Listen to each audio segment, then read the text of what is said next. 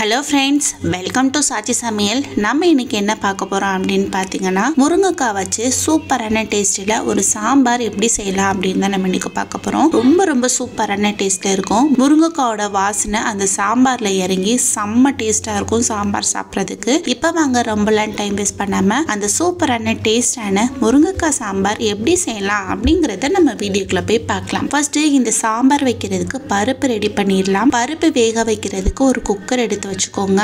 அந்த குக்கர்ல இந்த கப்ல ஒரு கப் அளவுக்கு துவரம் பருப்பு சேர்த்துக்கிறேன். நான் எல்லா சாம்பாருமே பார்த்தீங்கன்னா துவரம் பருப்பு மட்டும் போட்டு செய்ய மாட்டேன், அது கூட பாசி பருப்பும் போட்டு செய்வேன். ஒரு கப் அளவு துவரம் பருப்புக்கு ஒரு 1/4 கப் அளவு பாசி பருப்பு எடுத்துப்பேன். ஏன் அப்படின்னு பார்த்தீங்கன்னா, பாசி பருப்பு சேர்த்து நம்ம சாம்பார் வைக்கும் போது ரொம்ப டேஸ்டாகவும் இருக்கும். அதே நேரத்தில் சாம்பார் ரொம்ப தண்ணியே இல்லாமல் நல்ல ஒரு திக்கான கன்சிஸ்டன்சியில் வரும். அதுக்காண்டி தான் நான் எப்போவுமே சாம்பார் வைக்கும்போது சேர்த்துப்பேன். இப்போ இது ரெண்டையும் ஒரு 2 தடவை கிட்ட நல்லா வாஷ் பண்ணிட்டு பருப்பு வேகிறதுக்கு தேவையான அளவு தண்ணி ஊற்றி எடுத்துட்டு வந்துடலாம். இந்த டைம்ல இந்த பருப்பை வேக வச்சிடலாம். அடுப்பை ஆன் பண்ணி நல்லா ஹை ஃப்ளேம்ல வச்சு குக்கரை மூடி வச்சிருங்க. ஹை ஃப்ளேம்ல வச்சு ஒரு விசிலும் லோ ஃப்ளேம்ல வச்சு ஒரு விசிலும் விடுங்க, கரெக்டா இருக்கும். இப்போ விசில் வந்துட்டு அதில் உள்ள ஆவியெல்லாம் நல்லா போயிடுச்சு. இந்த டைம்ல ஓபன் பண்ணி பார்த்தீங்கன்னா பருப்பு நல்லா சாஃப்டா வெந்து வந்திருக்கும். ஒரு சின்ன மீடியம் சைஸ் அளவு பெரிய வெங்காயத்தை நல்லா ஸ்லைஸா கட் பண்ணி வச்சுக்கிறேன். இந்த பெரிய வெங்காயம் பிளேஸ்ல சின்ன வெங்காயம் கடிச்சிச்சுன்னா போட்டுக்கோங்க, ரொம்ப சூப்பரான டேஸ்ட்ல இருக்கும். அடுத்ததா ஒரு 3 கிட்ட பச்சை மிளகாய் எடுத்து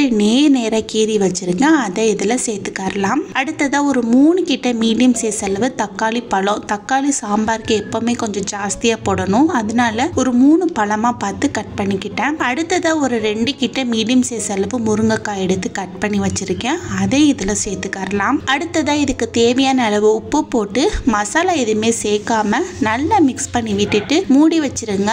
முருங்கைக்காய் ஓரளவுக்கு நல்லா சாஃப்டா வெந்து வரட்டும். இப்போ ஒரு 10 நிமிஷத்துக்கிட்டே இது நல்லா கொதிச்சிட்டு இருக்குது. நம்ம போட்ட முருங்கைக்காய், தக்காளி, வெங்காயம் இது எல்லாமே பார்த்தீங்கன்னா ஓரளவுக்கு நல்லா சாஃப்டா வெந்து வந்துருச்சு. இந்த டைம்ல தான் நம்ம மசாலா சேர்த்துக்கறணும். ஒரு 1.5 ஸ்பூன் அளவுக்கு மல்லித்தூள், ஒரு 2 ஸ்பூன் அளவுக்கு சாம்பார் தூள், அடுத்ததா ஒரு 1/2 ஸ்பூன் மஞ்சள் தூள், காரத்துக்காண்டி ஒரு 2 ஸ்பூன் அளவுக்கு மிளகாய் தூள், அடுத்ததா சின்னதா கோழி குண்டு சைஸ் அளவு புளி எடுத்து கரைச்சி வச்சிருக்கேன், அதை இதுல போட்டு அந்த சாம்பார் கூட இந்த மசாலா எல்லாமே நல்லா மிக்ஸ் ஆகிற மாதிரி கிளறி விட்டுட்டு மூடி வச்சிருங்க. ஒரு 5 நிமிஷத்துக்கிட்ட மட்டும் லோ ஃப்ளேம்ல வச்சு கொதிக்க விடுங்க. ஒரு 5 நிமிஷத்துக்கிட்ட ஆயிடுச்சு. ஓபன் பண்ணி பார்க்கலாம். பாருங்க, சாம்பார் சூப்பரா நல்ல கொதி எழும்பி வந்துருச்சு.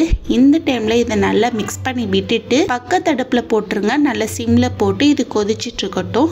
அந்த டைம்ல இந்த அடுப்புல பாத்தீங்கன்னா ஒரு தாளிப்பு ரெடி பண்ணிடலாம். அதுக்கு ஒரு கடாய் எடுத்து வச்சு ஒரு 2 ஸ்பூன் அளவுக்கு எண்ணெய் சேர்த்துக்கிறேன். எண்ணெய் நல்லா காஞ்சதும் இதுல 1/2 ஸ்பூன் ஜீரகம், 1 ஸ்பூன் கடுகு, 1/2 ஸ்பூன் உளுந்து, ஒரு 2ல இருந்து 3 போல மிளகு போட்டுக்கோங்க, நல்லா வாசனையா இருக்கும். அதே மாதிரி கொஞ்சமா வெந்தயமும் போட்டுக்கோங்க. அடுத்ததா ஒரு 2ல இருந்து 3 கிட்ட மிளகாய் வத்தல், கொஞ்சமா பெருங்காயம், இது எல்லாத்தையும் போட்டு நல்லா பொரிச்சு விட்டுக்கலாம். நம்ம போட்ட கடுகு ஓரளவுக்கு பொரிஞ்சு வந்த பிறகு இதுல ஒரு சின்ன மீடியம் சைஸ் அளவு பெரிய வெங்காயமா எடுத்து கட் பண்ணி வச்சிருக்கேன், அதை இதுல போட்டு அதோட பச்சை வாசனை எல்லாம் போயிட்டு நல்ல ஒரு கண்ணாடி பதத்துக்கு வந்து அதோட கலர் லைட்டா மாறும் பார்த்தீங்களா, அது வரைக்கும் இதை நல்லா வதக்கி விட்டுட்டு கடைசியா ஒரு கொத்தளவுக்கு கருவேப்பிலையும் போட்டு அதையும் சேர்த்து நல்லா மிக்ஸ் பண்ணி விட்டுட்டு நம்ம கொதிக்க வச்சிருக்கிற சாம்பாரை ஒரு 2 கரண்டி அளவு மட்டும் இதுல ஊத்தி நல்லா மிக்ஸ் பண்ணி விட்டுட்டு இந்த தாளிப்பை எடுத்து அப்படியே நம்ம ரெடி பண்ணி வச்சிருக்கிற சாம்பார்ல ஊத்திடலாம். ரொம்ப